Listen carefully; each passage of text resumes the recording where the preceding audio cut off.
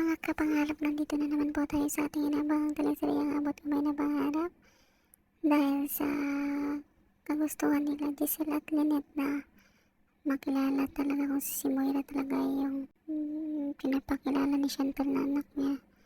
Gusto nila makipagkaibigan kay Moira kung kahit napunta ito sa bahay ni Moira at nagdala pa ito ng cake para kung hindi daw kakainin ni Moira yung cake, ibig sabihin siya yun. At ayun na nga, yung si Morgana na sinasabi ni Chantal, biglang tumawag itong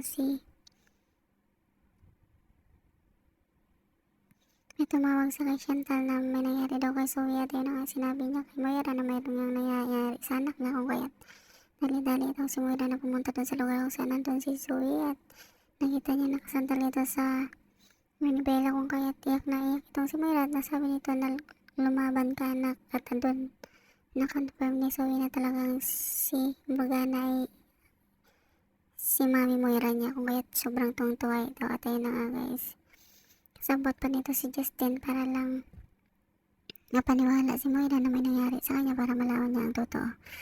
At nang pagdating naman nila Giselle at Lynette, hindi nila naabutan na nandun si Moira kasi narinig nila ang pagsigaw ni Justin na wala si Morgana dyan kung kahit nagtago itong si Morgana.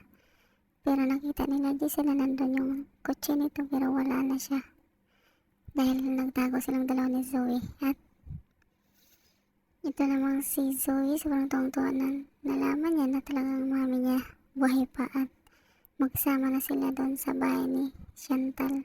At nang biglang may pinakilala itong si Madam Chantal sa kanya dahil yung result ng DNA test na pinadala ni Dr. RJ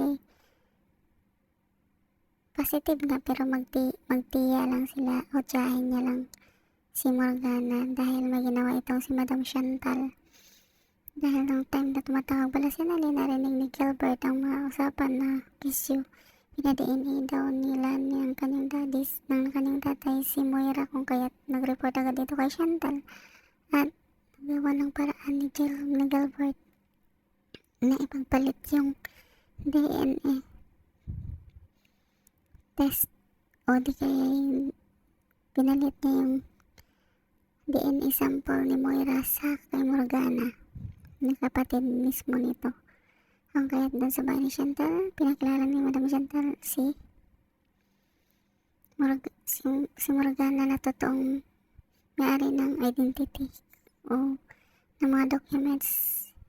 Half-sister pala ito ni Moira. Ang kaya't nagulat itong si Zoe dahil ang dalawa ay hindi din magkasundo at magkaaway pala. Kung kaya't nagbabangayan silang dalawa sa harap ni Zoe at ay marami pa silang mga binabalak at gusto nilang gawin para mapabagsak ang mga tanyag. Thank you so much for watching guys. Abangan ang mga susunod ng manata. Please don't forget to like, subscribe and press the bell button for you to notify on my next video. Thank you so much and bye!